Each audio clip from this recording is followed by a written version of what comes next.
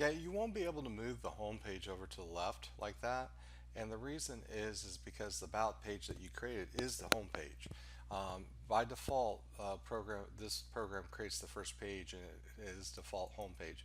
If I right click and I go to page properties, you can see that it's named index.html, so that typically indicates the home page. So what I would do is I would change this to home, I would change this to about. Now we might have to, let me go back into page properties here. Yeah, so it says about.html, and then what you want to do is you want to open up both pages.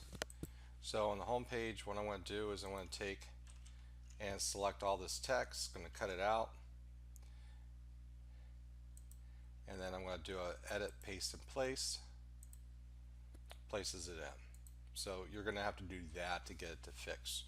Now let's take a look at your other documentation.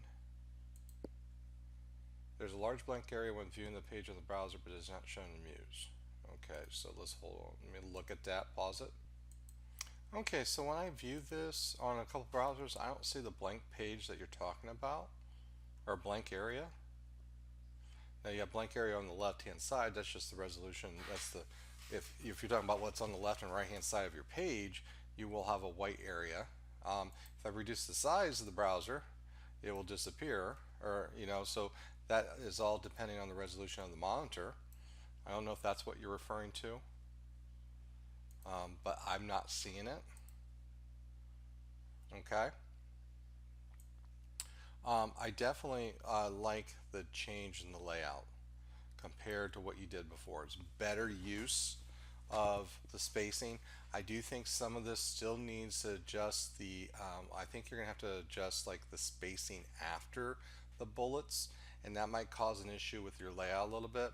So like this over here, and under profile and over here, it's hard to read and distinguish when the bullets are. So what you could do is you could select the text here. You go to the text panel. So there's these options down here. We're going to put in space after, just like you would do. This is the same component you would do like in InDesign and Illustrator. So I'm going to add a couple points. Yeah, you see the difference here though with a couple points, maybe up to 3 points, no more than 5. But you can see that then each bullet stands out. So look over here. Let's do this one over here. And then I'm going to go up and do spacing after. Definitely helps it make it easier to read for that. So I would definitely do that for anywhere you have your bullets. So all your bullets, add a little spacing after.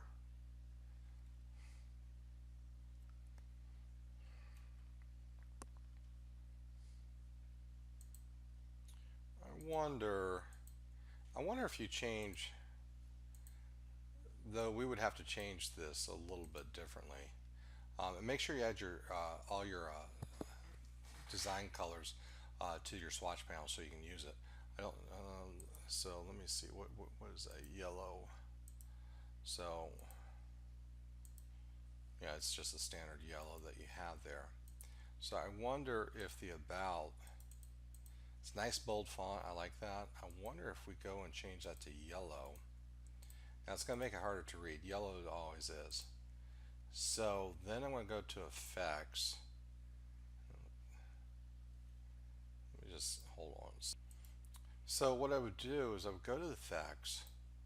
You have two choices. You could do a shadow, and make the text stand out, which helps make it easier to read.